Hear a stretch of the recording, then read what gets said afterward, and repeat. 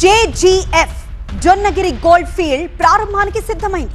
రాయలసీమలో ఇకపై బంగారు గనిగా మారబోతోంది. మరోవైపు ఇదే గోల్డ్ మైన్ వేదికగా పొలిటికల్ మైన్స్ పేలుతున్నాయి.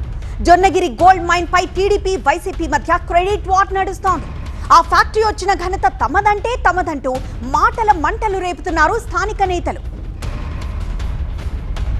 కర్నూలు జిల్లా తుగ్గలి మండలంలోని జొన్నగిరిలో జియో మైసూర్ గోల్డ్ మైనింగ్ ను బుధవారం నాడు సీఎం చంద్రబాబు ప్రారంభించబోతున్నారు.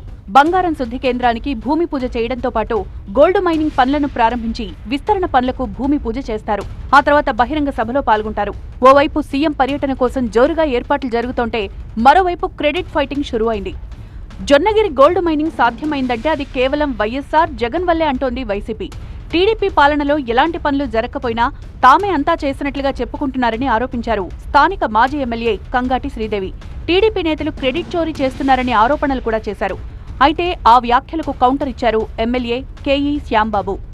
ఇదంతా కూడా వైఎస్ రాజశేఖర రెడ్డి గారు ముఖ్యమంత్రిగా ఉన్నప్పుడు ఆ పీరియడ్లోనే జరిగింది. తర్వాత మళ్ళీ వాళ్ళ చంద్రబాబు నాయుడు గారు ముఖ్యమంత్రిగా ఉన్నప్పుడు ఏమీ జరగలేదు. అది వెలుగులోకి కూడా రాలే. కంపెనీ జియో మైసూర్ కంపెనీ అది వెలుగులోకి రాలే. అసలు వాళ్ళు పట్టించుకోయే లేరు. మేమంతా ఆ ప్రాంత వాసులమే. మేమంతా మాదంతా కూడా ఇక్కడే కాబట్టి మాకంతా తెలుసు.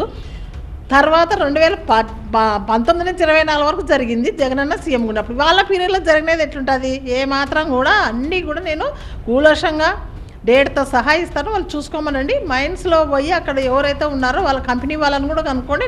నిజాలు తెలుస్తాయి. 2019 to 24 పబ్లిక్ మీకు ఛాన్స్ ఇచ్చారు. మీరేం చేశారు? యువతని గంజాయికి బానిసలు చేశారు, మత్తుకి బానిసలు చేశారు, ఆల్కహాల్కి బానిసలు చేశారు. మీరు ఏదన్నా క్రెడిట్ మీద ఏమన్నా ఉందా అంటే ప్రజలని సోమరిపోతులు చేశారు. మేము బటన్ ఒత్తుతాము, అది ఇస్తాము, ఇది ఇస్తాము అని చెప్పి అబద్ధాలు ఆడి అందరినీ కూడా చాలా చెడ్డ రకంగా ఊర్లైతే మీకు తెలిసినదే 2019 to 24లో కారు వేసుకొని ఊరికి పోవాలంటే కూడా చాలా ఆలోచిస్తుంటుంది. కొత్త మంచి కారు తీసుకుపోవాలంటే కూడా, ఎందుకంటే అన్ని గుంతలు ఉంటుండేది. తమ హయాంలోనే ఫ్యాక్టరీ ఏర్పాటుకు అడుగులు పడ్డాయని, ఉద్యోగ నియామకాలు కూడా తమ హయాంలోనే జరిగాయని వైసీపీ నేతలు అంటున్నారు. అయితే ఏమీ చేయకపోయినా ఎంతో చేసినట్టుగా చెప్పుకోవడం వైసీపీకి అలవాటే అంటూ విమర్శిస్తున్నారు కూటమి నేతలు. పెట్టుబడిదారులను ఇబ్బంది పెట్టిన చరిత్ర వైసీపీదే అనే ఆరోపణలు కూడా చేస్తున్నారు. వాళ్ళు ఇదే కాదు, గోల్డ్ మైన్స్దే కాదు, అంతా చేసేదంతా మా ప్రభుత్వంలో, రాజశేఖర రెడ్డి గారు ప్రభుత్వంలో, జగనన్న ప్రభుత్వంలో జరిగింది. వాళ్ళు వాళ్ళ క్రెడిట్లకి వేసుకోవడము చాలా తప్పది. మళ్ళీ అదే కాదు, వాళ్ళు ఏవైనా అంతే, ఒక రోడ్లు చేసినా భవనాలు చేసినా అన్నీ మా పీరియడ్లో కట్టినట్టువి వాళ్ళు ఓపెన్లు చేసుకోపోతున్నారు. అది కళ్ళకు కూడా కట్టినట్టు ప్రజలకు కూడా చూస్తున్నారు, ప్రజలు కూడా గమనిస్తున్నారు. ఏది చేసినా కూడా మా ఆయాంలో పూర్తి ఉంటాయి. పొరపాటున కోడి రావడం వలన మిగిలిపోవడం వలన ఇప్పుడు వాళ్ళ ఖాతాలోకి వేసుకుంటున్నారండి. జరగడం ఏమో, డబ్బు ఖర్చు పెట్టడం ఏమో మా ప్రభుత్వము. ఈరోజు వాళ్ళు మేము చేస్తామని చెప్పేసి గొప్పలు చెప్పుకుంటున్నారు. మరి ఎంతసేపుకి ఒక సింపతి కార్డు ప్లే చేసి మేము చేసిన పని వాళ్ళు చేసుకున్నట్లు చెప్తున్నారని చెప్పడం చాలా తప్పు. మీకు అవకాశం ఇచ్చారు, జనం మీకు అవకాశం ఇచ్చారు, మీరు అవకాశం కరెక్ట్గా యూజ్ చేసుకోలేకపోయారు. దయచేసి మరి 2029లో ఎలక్షన్స్ వస్తాయి, మరి ప్రజలే తీర్పిస్తారు. జొన్నగిరి, పగిడిరాయి ప్రాంతాల్లో బంగారం, వజ్రాల నిక్షేపాలు అధికంగా ఉన్న సంగతి తెలిసిందే. ప్రతి ఏటా వర్షాలు పడ్డప్పుడు ఎక్కడెక్కడి నుంచో జనాలొచ్చి వజ్రాన్వేషణ చేసి తమ అదృష్టాన్ని పరీక్షించుకుంటారు. ఎంతో మందికి వజ్రాలు దొరికిన సందర్భాలు కూడా ఉన్నాయి. పెరవలిలో పెద్ద ఎత్తున వజ్రాల వ్యాపారులు ఉన్నారంటే పరిస్థితి అర్థం చేసుకోవచ్చు. అదే ప్రాంతంలో బంగారు నిక్షేపాలు కూడా ఉన్నట్టు నిర్ధారణ కావడంతో మైనింగ్ చేసేందుకు జియో మైసూర్ సంస్థ ముందుకొచ్చింది.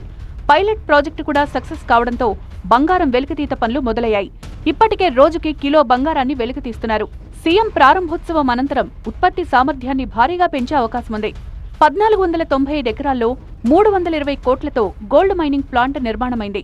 మొదట Australia company Messrs Geo Mysore services నిర్మించింది.